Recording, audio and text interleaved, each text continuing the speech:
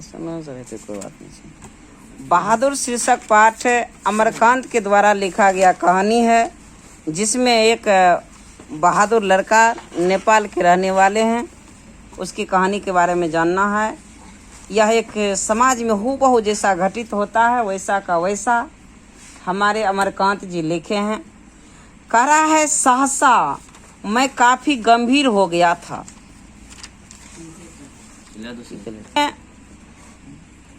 बहादुर एक नौकर है, अमरकांत के पत्नी निर्मला है।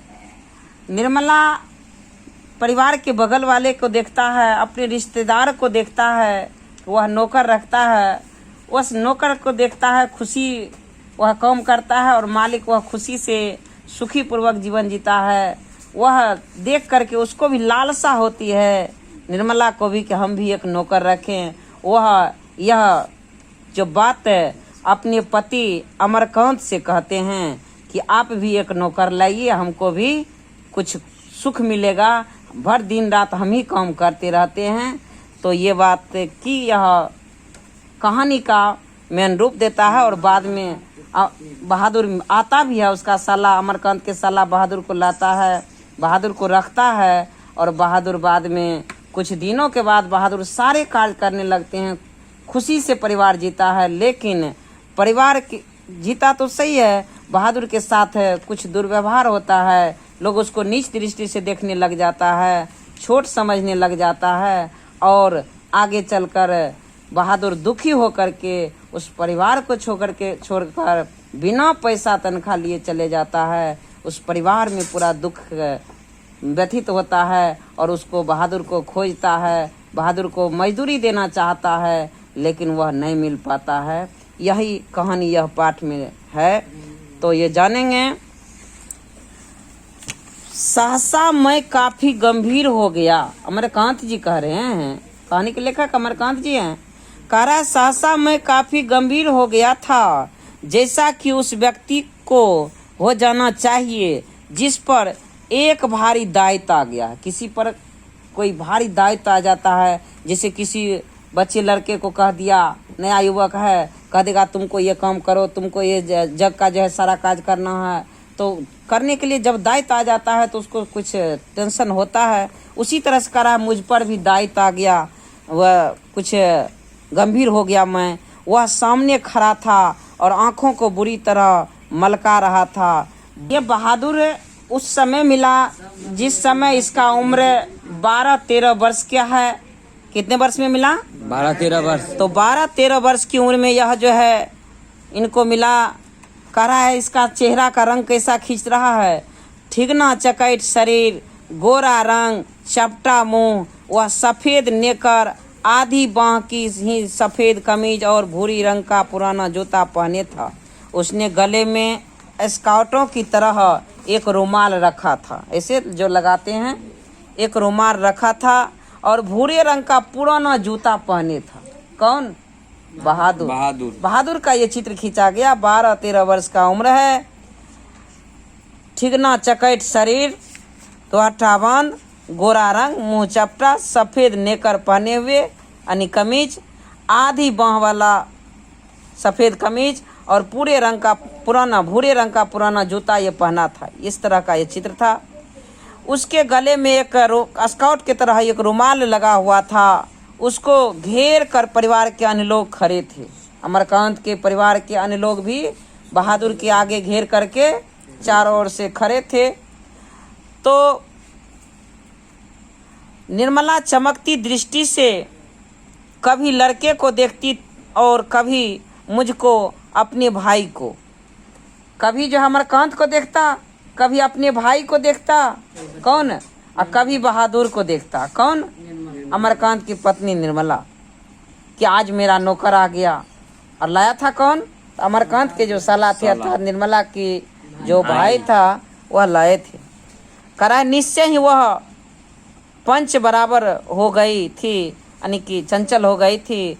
उसको लेकर मेरे साले साहब आए थे। क्वेश्चन पूछ सकता है, कौन लेकर के आए थे? अमरकांत के साले साहब। नौकर रखना कई कारणों से बहुत जरूरी हो गया था। किसको? अमरकांत को। क्या क्या कारण था?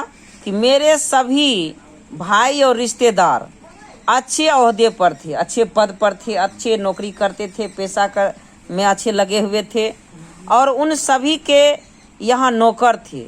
मैं जब बहन की शादी में घर गया तो वहाँ नौकरों का सुख देखा।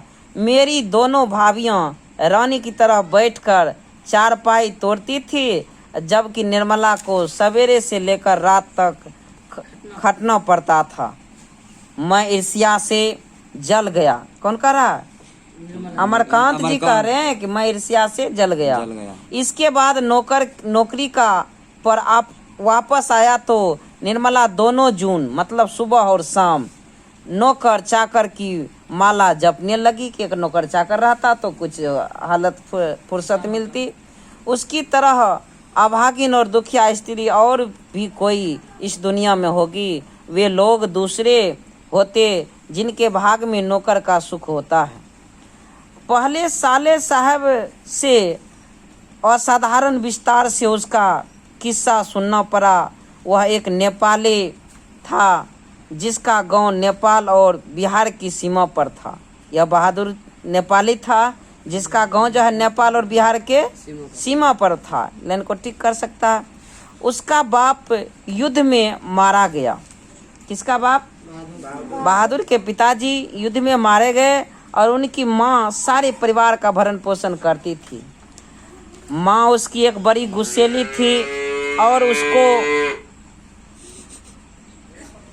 क्या रहती है तो सुन लीजिए। माँ उसकी बड़ी गुस्सेली थी और उसको बहुत मारती थी। माँ चाहती थी कि लड़का घर के काम धाम में हाथ बटाए, लेकिन यह काम धाम घर के करना नहीं चाहता था। करे जबकि वह पहाड़ या जंगलों में निकल जाता और पैरों पर चढ़कर चिड़ियों के घोंसले में हाथ डालकर उनके बच्चे पकड़ता या फल तोड़ तोड़ कर खाता। ये सब बेढंग काम करती रहता। और कभी कभी वह पशुओं को चराने के लिए ले जाता।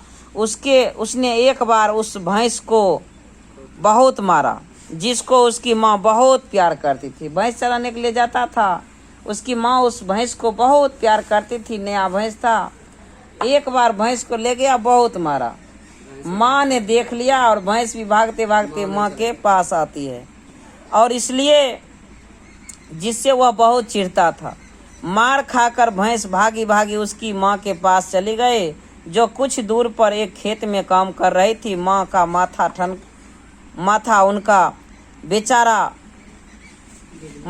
ठनका बेचारा बेजुबान जानवर वरना छोड़कर वहाँ क्यों आएगा। ऐसा सोचा कि बिना ये बोलने वाला जानवर जब तक यह पूरा मारा नहीं है तब तक यहाँ मेरे पास क्यों आएगा।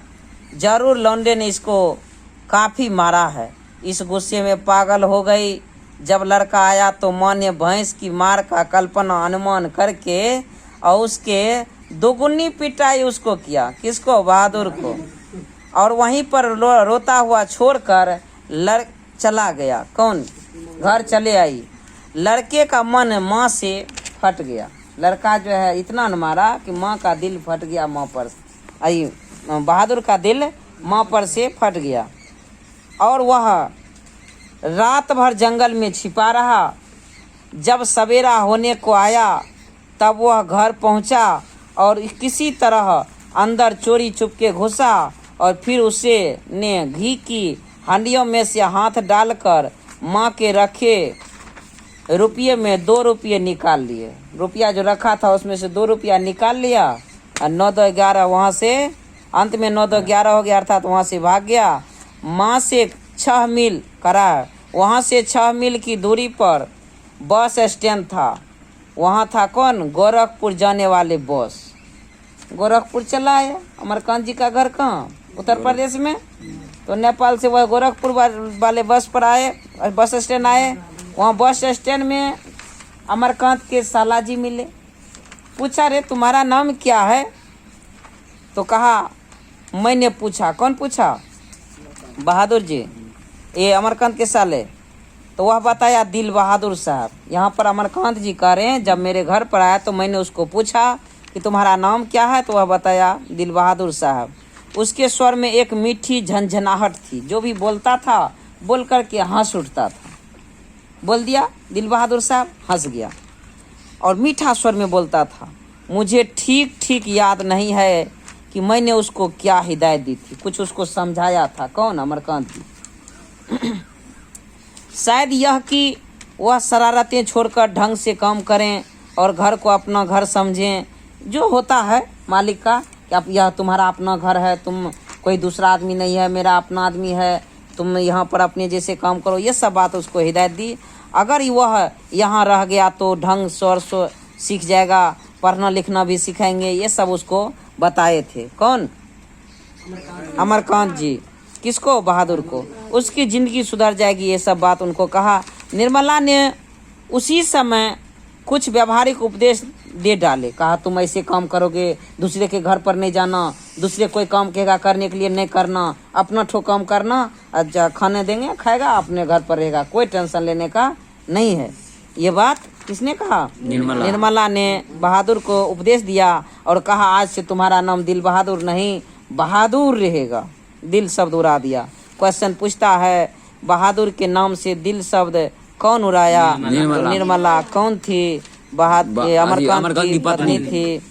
तो करा उसके घर के सभी लोग उसको सम्मान और तमीज से बोल करके बोलना चाहिए, ये सब बात निर्मला उसको सिखाती है। हाँ, ये सब बात भी सिखाया। मोहल्ला के लोग कोई कहेगा तो नहीं करना। और फिर बहुत सी बातें अंत में निर्मला ने बहुत सी उदारता पूर्वक लड़के के नाम से दिल शब्द उड़ा दिया। अंत में क्या क्या? लड़का के नाम से दिल शब्द उड़ा करके सीधा कहा तुम्हारा नाम आज से बहादुर रहेगा। परंतु बहादुर बहुत ही हंसमुख और मेहनती निकला। वह हंसमुख था, हमेशा हंसते रहता था और मेहनती था। उसकी वजह से कुछ दिनों तक हमारे घर में वैसा ही उत्साहपूर्वक वातावरण छाया रहा जैसा कि प्रथम बार तोता मैना या पिल्ला पालने का पर होता है। लोग प्रथम बार जब तोता पालता है तो बहुत खुशी मनाता है। हमरे यहाँ तोता है, राम कहेंगे राम कहेगा, जो कहेंगे वह कहेगा। उसी तरह से इसके दिन में, इसके घर में, अमरकांत के घर में सब दिन कुछ दिन बीता अच्छा से। परंतु होता क्या है, सवेरे सवेरे ही मोहल्ले के छोटे लड़के उसके घर पर आ जाते हैं, घर के अंदर आकर के खड़े हो जाते हैं और उसको पूछते हैं। हंसते हंसते वह प्रश्न का उत्तर देते हैं और उससे क्या क्वेश्चन करते हैं, ये तुम लोगों छिपकली को क्या कहते हो, ये तुमने शेर देखा है? ये सब छोटा छोटा बच्चा आकर के अमरकांत से, ये बहादुर से क्वेश्चन करता कि तुम लोग छिपकली को क्या कहते हो, शेर देखा है, बिल्ली देखा है, कुत्ता देखा है, तुम लोग जो है किसको क्या कहते? ये सब छोटे छोटे क्वेश्चन करते रहते थे। उस सबको आंसर मुस्कुरा करके देते रहता था, हंस करके देते रहता था। कौन? बहादुर। ऐसी ही बातें उससे पहाड़ी गाने की फरमाइश की जाती कि पहाड़ी गाना सुनाओ, तुम लोग गाना कैसे गाता है, तो पहाड़ी गाना जो है बहादुर उनको सुनाते थे। घर के लोग भी उससे इसी प्रकार के छेड़खानियाँ करते थे। वह जितना उत्तर देता था उससे अधिक हंसता था। सबको उसने खाने और नाश्ते की बड़ी फिक्र रहती थी। सब कोई उसका जो है हमेशा पूछता था, खाया, नाश्ता किया, पानी पिया, भूखा तो नहीं ना है, ये सब फिक्र रखता था। तो तब तक बहुत खुशी से चला। निर्मला आंगन में खड़ी होकर के पड़ोसनियों को सुनाते हुए कहती थी। निर्मला को अब खुशी हुआ, गर्व हुआ, घमंड हुआ कि हमको भी एक नौकर है। पड़ोसी यार को क्या सुना करके कहती थी, बहादुर आकर नाश्ता क्यों नहीं कर लेते? मैं दूसरी औरत की तरह नहीं हूँ जो नौकर चाकर को जलाती भूनती हैं। कहा, मैं तो नौकर चाकर को अपने बच्चे की तरह रखती हूँ। उन्होंने तो साफ साफ कह दिया है कि 100-150 महीनवारी उस पर भले ही खर्च हो जाए, पर तकलीफ उसको जरा भी नहीं होनी चाहिए। किसने कह दिया? अमरकांत ने। एक नेकर कमीज तो उसी रोज लाए थे और भी कपड़े बन रहे हैं। ये सब बात निर्मला पड़ोसी को सुना सुना करके कह रहे हैं। हम तो नौकर को बहुत अच्छा अच्छा चीज दे रहे हैं, वो सब लोग कहाँ दे रहा है। धीरे धीरे वह घर के सारे काम करने लगा। सवेरे ही उठकर वह बाहर नीम के पेड़ से दातून तोड़ लाता वह हाथ का सहारा लिए बिना कुछ दूर तक तने पर दौड़ते हुए चढ़ जाता। मिनट भर में वह पैर के फुनगी पर नजर आता। निर्मला छाती पीट कर कहती थी, अरे रीछ बंदर की जात, कहीं गिर गया तो बड़ा बुरा होगा। वह घर की सफाई करता, कमरों को में पोछा लगाता, अंगीठी जलाता, चाय बनाता और पिलाता। दोपहर में कपड़े धोता और बर्तन मलता। वह रसोई बनने की भी जिद करता कि हम भी रसोई बनेंगे, रोटी बनेंगे, लेकिन निर्मला उसे बनाने नहीं देती है। पर निर्मला स्वयं सब्जी और रोटी बनाती। निर्मला को उसकी बहुत फिक्र रहती थी। उसकी उन दिनों तबीयत ठीक नहीं रहती थी, इसलिए वह कुछ दवा ले रही थी। कौन? निर्मला। बहादुर उसको कोई काम करते देखकर कहता था, माताजी मेहनत न करो, तकलीफ बढ़ जाएगा। वह कोई भी काम करता होता, समय होने पर हाथ धोकर भालू की तरह दौड़ता हुआ कमरे में आ जाता और दवाई का डिब्बा निर्मला के सामने लाकर रख देता। ये सब काम जब मैं शाम को दफ्तर से आता, अमरकांत जी कह रहे हैं, तो घर के सभी लोग मेरे पास आकर दिन भर के अपने अनुभव सुनाते कि आज ये हुआ या आज ये हुआ, आज बहादुर ने ये किया, आज बहादुर ने ये किया। और बहादुर भी कुछ आकर के अमरकांत को सुनाता। मालिक समझता था, गार्जियन समझता था। बाद में वह भी आता था और वह एक बार मेरी ओर देख करके सिर झुका लेता और धीरे धीरे मुस्कुराने लगता, ढक के जैसे। और वह कोई बहुत ही मामूली घटना की रिपोर्ट देता, बहुत मामूली बात कहता कि आज ने निर्मला माँ सब्जी में नमक ज़्यादा दे दिया, हंस देता। आज किशोर ने साइकिल पर से गिर गया। ये सब बात कुछ बहुत मामूली बात कह करके वह अपने आप में हंस उठता। कौन? बहादुर जी। तो कह रहा मामूली घटना की रिपोर्ट देता। बाबूजी कैसे रिपोर्ट देता? बाबूजी बहन जी का एक सहेली आया था, और हंस उठता। या बाबूजी भैया सिनेमा गया था। इसके बाद वह इस तरह हंसने लगता था गोया बहुत ही मजेदार बात कह दी हो। उसकी हंसी बड़ी कोमल और मीठी थी, जैसे फूल की पंखुड़ियां बिखर गई हो, ऐसे उसकी हंसी थी। मैं उससे बातचीत करना चाहता था, पर ऐसी इच्छा रहते हुए भी मैं जानबूझकर बहुत गंभीर हो जाता और दूसरी ओर देखने लगता। मैं उससे बातचीत करना चाहता लेकिन नहीं करता। क्यों? नौकर है, ज़्यादा बात करेंगे तो समझ लेगा। निर्मला कभी कभी उससे पूछती भी थी, बहादुर तुमको अपनी माँ की याद आती है? तो वह कहता है नहीं। तो निर्मला कहती, क्यों? तो वह कहता, वह मारता क्यों था? इतना कहकर वह खूब हंसता था, जैसे मार खाना खुशी की बात हो, ऐसे वह हंसता था। तब तुम अपना पैसा माँ के पास कैसे भेजने को कहते हो? यह निर्मला कहती। माँ बाप का कर्जा तो जन भर भरा जाता है। वह और भी हंसता। ये बात कहता है कि माँ बाप का कर्जा जन भर भरा जाता है, इसलिए पैसा उसको भेज दो। ये गार्जियन से अमरकांत से निर्मला से कहती। निर्मला ने उसको एक फटी पुरानी दरी दी थी। घर में वह एक चादर भी ले आया था, घर से एक चादर भी लाया था। रात को काम धाम करने के बाद वह भीतर के बरामदे में एक टूटी हुई बसखट पर यानी मचान पर बिस्तर बिछाता था। वह बिस्तरे पर बैठ जाता और अपनी जेब में से कपड़े की एक गोल सी नेपाली टोपी निकाल कर पहन लेता। कपड़ा का टोपी, नेपाली टोपी निकाल करके पहन लेता बिस्तर पर, जो बाईं और काफ़ी झुका रहता था, बाईं तरफ काफ़ी झुकी रहती थी। फिर वह एक छोटा सा आईना निकाल करके बंदर की तरह अपना मुंह देखता था। बंदर जिस तरह से आईना में मुंह देखता है, कभी मुंह इधर करके कभी उधर करके, वह भी देखता। कौन? बहादुर, टोपी पहन के। और वह बहुत ही प्रसन्न नजर आता, खुश नजर आता। इसके बाद कुछ और भी चीज़ें उसकी जेब से निकलकर उसके बिस्तर पर सज जाता। क्या क्या? जैसे कुछ गोलियां, पुराने ताश की एक गड्डी, कुछ खूबसूरत पत्थर, अच्छा पत्थर के टुकड़े, ब्लेड, कागज की नाव, ये सब उसके बिस्तर पर सज जाता। कुछ देर उसके साथ वह खेलता और पुनः फिर वो सब रख करके सो जाता। कुछ देर तक उन्होंने खेलता और उसके बाद वह धीमे धीमे स्वर में गुनगुनाने लगता था और उन पहाड़ी गानों का अर्थ हम समझ नहीं पाते थे। कौन कह रहे हैं? अमरकांत। और पहाड़ी गानों को थोड़ी देर वह गाते थे, पर उसकी मीठी उदासी सारे घर में फैल जाती, जैसे कोई पहाड़ की निर्जनता में अपनी किसी बिछड़े हुए साथी को बुला रहा हो। दिन मजे में बीतने लगा। अमरकांत जी कह रहे हैं दिन बहुत मजा में बीतने लगा, परिवार में पूरा खुशी हुआ।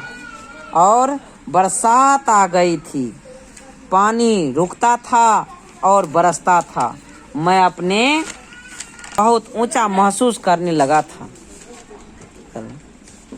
अपने परिवार और संबंधियों के बड़प्पन तथा शान बान पर मुझे सदा गर्व रहा।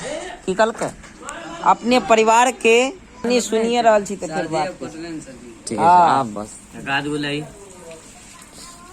और ने जी नहीं बचा शुरू कर ले।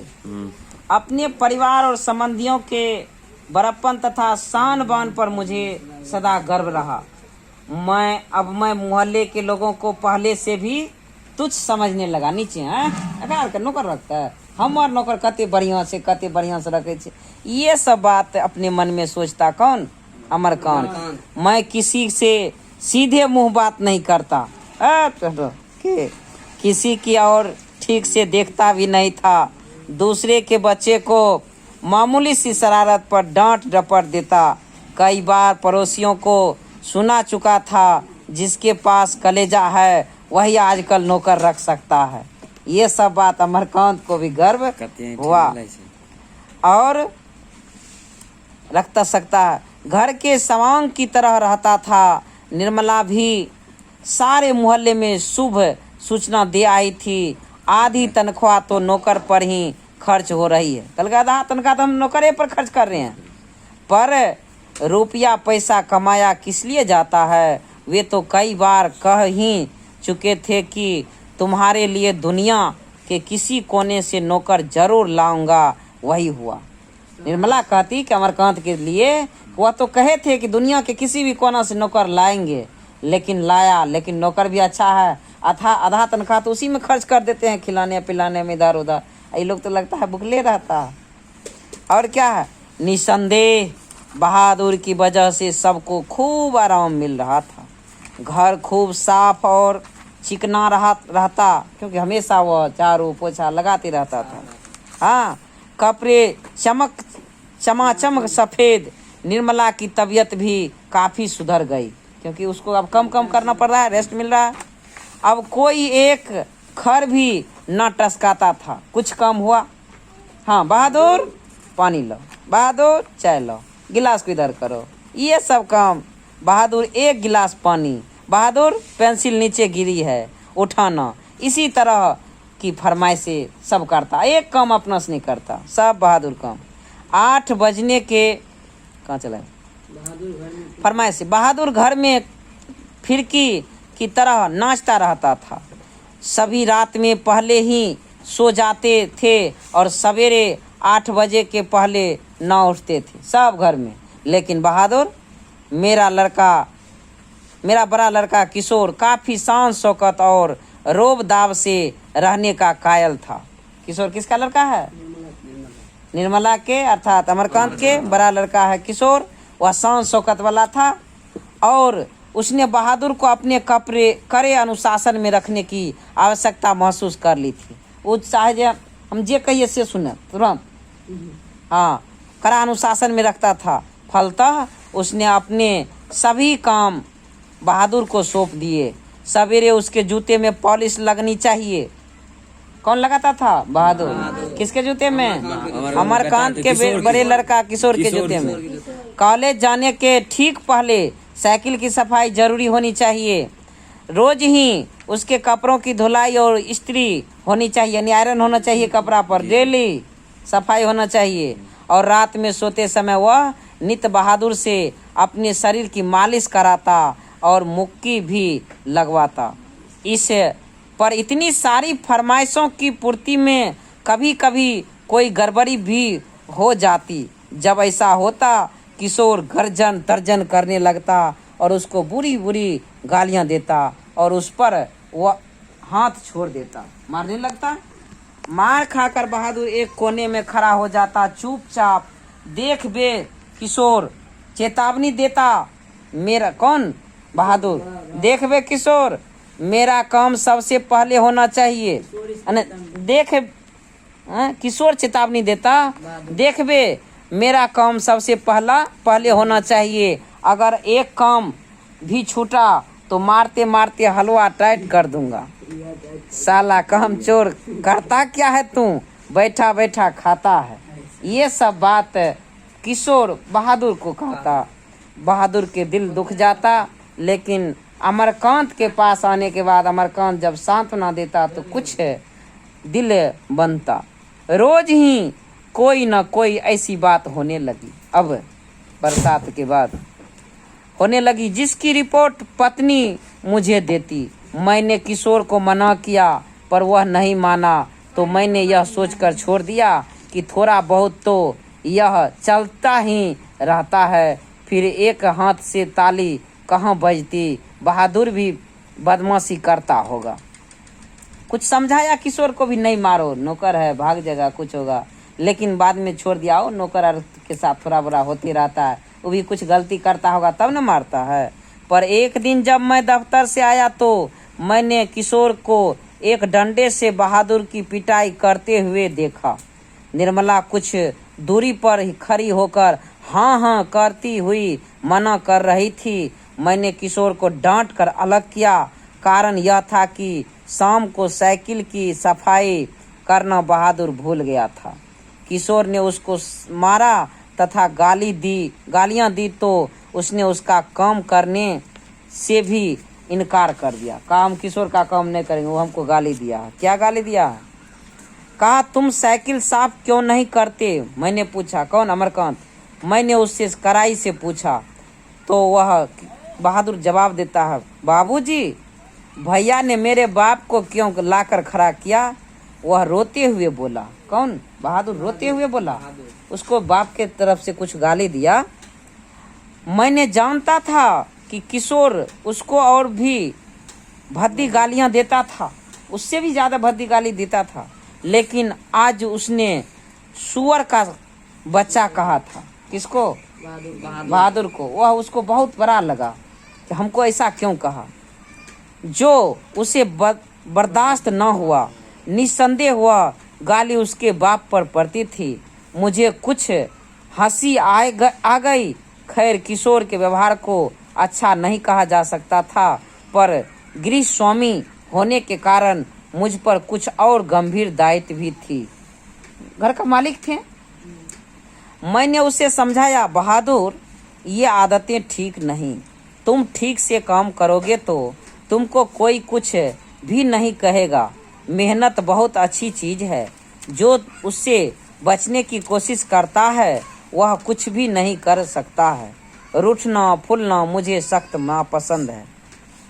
तुम तो घर के लड़के की तरह हो।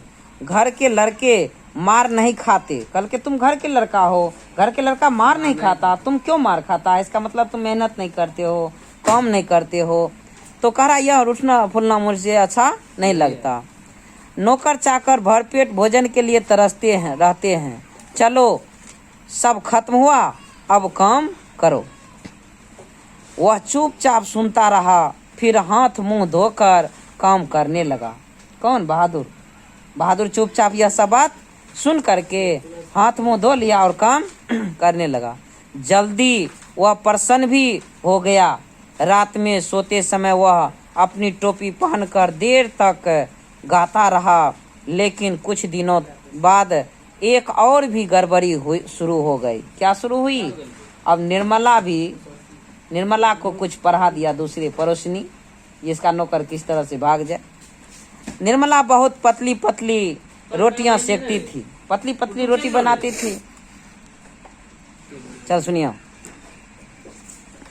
तो निर्मला बहुत पतली पतली रोटियां सेकती थी, इसलिए वह रोटी बनाने का काम कभी भी बहादुर से नहीं लेती थी। बहादुर से रोटी बनाने का काम नहीं लेती थी। लेकिन हुआ क्या, मोहल्ले के किसी औरत ने उसे यह सिखा दिया। किसको? निर्मला को। निर्मला सिखा दिया कि परिवार के लिए रोटी बनाने के बाद वह बहादुर से कहे कि वह अपनी रोटी खुद बना लिया करे, नहीं तो नौकर चाकर की आदतें खराब हो जाती है। महीने खाने के उनकी आदत बिगड़ जाती है। कल के महीन खाना खाने से पतला पतला जो रोटी खाएगा तो आदतें बिगड़ जाएगा, इसलिए मोटा रोटी अपना से बनेगा, जैसा तैसा खाएगा। प्रश्नी जो एक ठो औरत बोली। तो निर्मला यह बात निर्मला को जच गई, अच्छी लगी, और रात में उससे ने ऐसा ही प्रयोग किया। वह अपनी रोटियां बनाकर चौके से उठ गई और बहादुर का मुंह उतर गया। बहादुर को अच्छा नहीं लगा, रोटी बना करके उठ गई और सबको खा लिया, उसके लिए रोटी नहीं बनाई। वह चूल्हे के पास सिर झुका करके चुपचाप खड़ा रहा। कौन? बहादुर। तो निर्मला कहती है, क्या हो गया रे? निर्मला ने पूछा। वह कुछ नहीं बोला। चल चुपचाप अपनी रोटियां बना। कौन कहा? निर्मला ने बहादुर से कहा। तू सोचता है कि मैं तुझे पतली पतली नरम नरम रोटियां सेक कर खिलाऊंगी? तू कोई घर का लड़का है? नौकर चाकर तो अपना बनाकर खाते ही रहते हैं। तीता तो इनको इसलिए लग रहा है कि सारे घर के लिए मैंने रोटियां बनाई, इनको अलग करके अपने साथ भेद क्यों किया? वाह रे, इसके पेट में तो लंबी दाढ़ी है। समझ जा, रोटियां नहीं सेकेगा तो भूखा रहेगा। कल के रोटी नहीं बनेगा, भूखा रहेगा। तुम्हारे लिए रोटियां हम नहीं बनाएंगे। और रात में रोटी नहीं बनाया।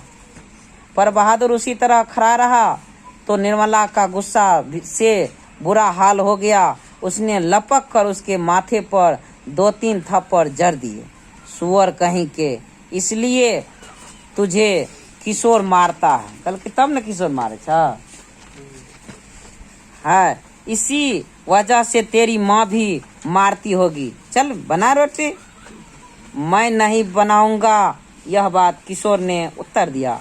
मेरी माँ भी बहादुर ने उत्तर दिया। माँ, मैं नहीं बनाऊंगा।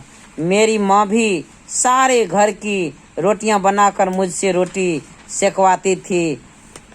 वह रोने लगा। कौन रोने लगा? बहादुर की माँ भी इसी तरह से करती थी, तुम भी कर रही है, इसका मतलब तो वहीं पर जाने में अच्छा है। तो क्या मैं तेरी माँ हूँ कि तू मुझसे जिद कर रहा है? घर के लड़कों की बराबर बन रहा है। मारते मारते मुंह रंग दूंगी। कौन कहा? निर्मला। पर उसने अपने लिए रोटी नहीं बनाई। अपने लिए रोटी नहीं बनाई। कौन? बहादुर। मुझे भी बड़ा गुस्सा आया। किसको? अमरकांत को। मैंने उसको डांटा और समझाया, पर वह नहीं माना। रात भर वह भूखा ही रहा, पर सवेरे उठकर वह पहले की तरह ही हंसने लगा। सवेरे उठते ही पहले की तरह हंसने लगा। उसने अंगीठी जलाकर अपने लिए रोटियां सेकी। अपनी बनाई मोटी और भद्दी रोटियों को खाकर वह खिलखिलाने लगा। फिर रात की बची हुई सब्जी से उसने खाना खा लिया। रोटी बनाया अपने से सुबह में, बचल का हुआ रात में सब्जी था वह मिलाकर खा लिया। और लेकिन निर्मला का भी हाथ अब खुल गया था उस पर। वह उससे कुछ चिढ़ भी गई थी। अब बहादुर से कोई भी गलती होती तो वह उस पर हाथ चला देती। उसको मारने वाले अब घर में 2 व्यक्ति हो गए, एक निर्मला और एक किशोर। कभी कभी एक गलती के लिए उसको दोनों मारते, एक ही गलती पर दोनों मारता। बरसात बीत गई थी। आकाश दर्पण की तरह स्वच्छ दिखलाई देता। मैंने बहादुर की माँ के पास चिट्ठी लिखी थी कि उसका लड़का मेरे पास मजे में है और मैं उसकी तनख्वाह के पैसे उसके पास भेज दिया करूँगा। लेकिन कई महीनों के बाद भी उधर से कोई जवाब नहीं आया था। मैंने बहादुर से कह दिया था कि उसका पैसा यहाँ जमा रहेगा, जब वह घर जाएगा तो लेते जाएगा। पर अब बहादुर से भूल गलतियां अधिक होने लगी, क्योंकि दोनों मारने लगा तो गलती तो होगा ही। गुस्सा में वह भी रहता था। शायद इसका कारण मारपीट और गाली गलौज हो। मैं कभी कभी इसको रोकना चाहता था। कौन? अमरकांत। फिर यह सोचकर चुप लगा जाता कि नौकर चाकर तो मारपीट खाते ही रहते हैं। कौन? अमरकांत का एक कितना दृश्य यह समाज के दिखाते हैं अमरकांत जी। एक दिन रविवार को मेरी पत्नी के एक रिश्तेदार आए। बहुत ये घटना घटती है। एक रिश्तेदार दूर के, वह बीवी बच्चों के साथ थे। वह अपने किसी खास संबंधी के यहाँ आए थे, तो यहाँ भी भेंट मुलाकात करने के लिए चले आए थे। किसी खास रिश्तेदार के साथ यहाँ आए थे, तो सोचे निर्मला के अभी भेंट करते जाते हैं। घर में बड़ी चहल पहल मच गई। रिश्तेदार, निर्मला के रिश्तेदार आई थी। बहुत खुशी हुआ। मैं बाजार से रोहू मछली और देहरादूनी चावल ले आया। नाश्ता पानी के बाद बातों की जलेबी छनने लगी। बात की जलेबी छनने लगा, बात पर बात। और पर इसी समय एक घटना हो गई। क्या? रिश्तेदार जो आया वह अचानक से कहता है। अचानक से उस रिश्तेदार की पत्नी नीचे फर्श पर झुककर देखने लगी। फिर उन्होंने चारपाई के अंदर झांक कर देखा। अंत में कमरे के अंदर गई और फर्श पर पड़े हुए कागजों को उठाकर जांच पड़ताल करने लगी। क्या बात है? मैंने पूछा। अमरकांत ने उससे पूछा, क्या बात है? कौन? रिश्तेदार की पत्नी से। रिश्तेदार की पत्नी जबरदस्ती मुस्कुराकर मजबूरी में सिर हिलाते हुए बोली, क्या बताएं? वह मजबूरी में जबरदस्ती मुस्कुराया। कौन? रिश्तेदार की पत्नी, निर्मला के जो रिश्तेदार थी उसकी पत्नी। और बोलती है, 11 रुपये साड़ी के खूट से निकाल कर यहीं चारपाई पर रखे, पर वे मिल नहीं रहे हैं। और झूठे। आपको ठीक याद है ना? मैंने उससे, अमरकांत ने उससे पूछा कि आपको ठीक याद है ना कि चारपाई पर रुपया रखे थे कि नहीं? क्या रुपया रखा था? 11 रुपया। इसको ठीक लगा? पूछता है कितने रुपये का इंजाम लगाया था? 11 रुपये। तो रिश्तेदार की पत्नी कहता, हाँ, हमको अच्छी तरह से याद है। ये रुपये मैंने खूट में बांध कर रखे थे, रिक्शे वाले को देने के लिए। खूट खोला ही था। फिर वे रुपया चारपाई पर रख दिए थे कि 4 रुपये की मिठाई मांग लूंगी और कुछ बच्चों के हाथ पर रख दूंगी। रास्ते में कोई ढंग की दुकान नहीं मिली थी। नहीं मिली थी, नहीं तो उधर से ही लाती मिठाई खरीद के। किसी के यहाँ खाली हाथ जाने में अच्छा नहीं लगता। बताइए, अब मैं तो कहीं का नहीं रहा। फिर मेरी ओर झुककर धीमी स्वर में कहा,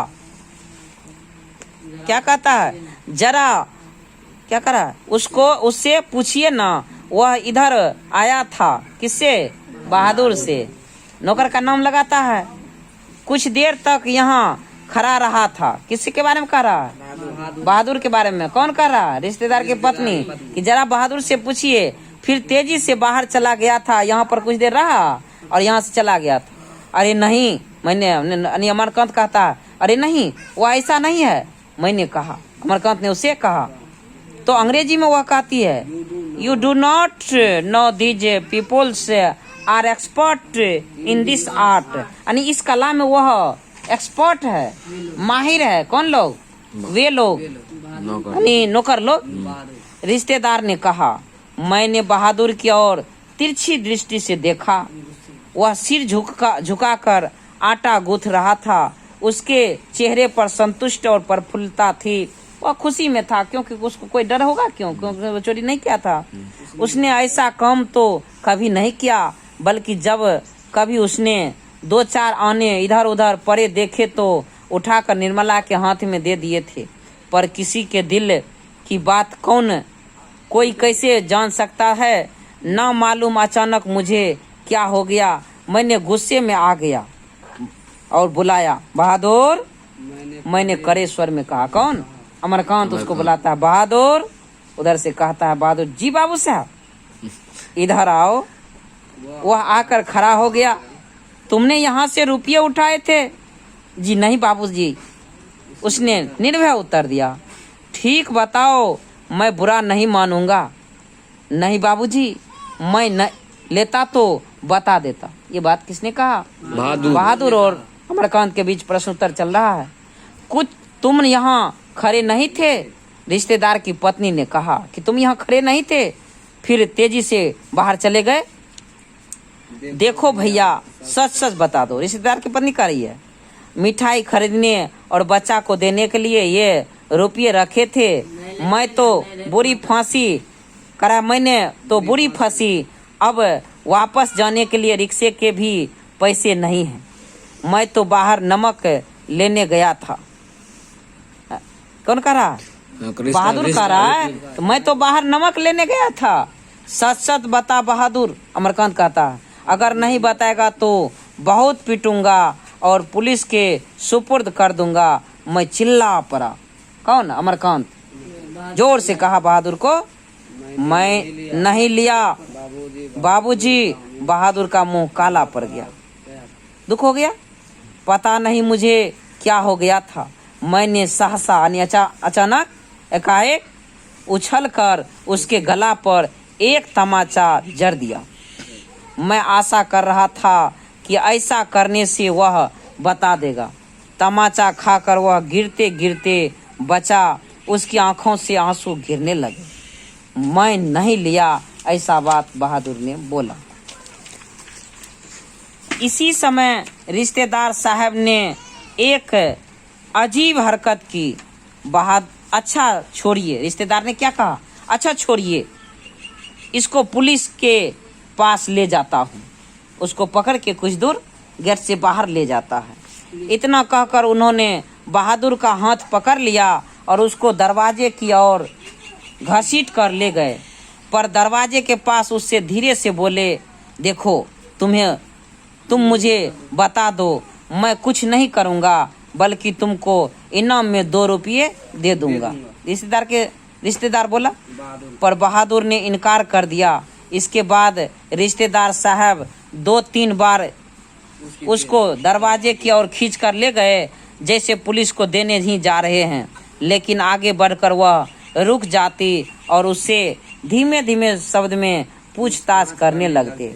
अंत में हार कर उन्होंने उसको छोड़ दिए और वापस आकर चारपाई पर बैठते हुए हंसकर बोले, जाने दीजिए, ये सब बड़े घाघ होते हैं, बहुत चतुर होते हैं।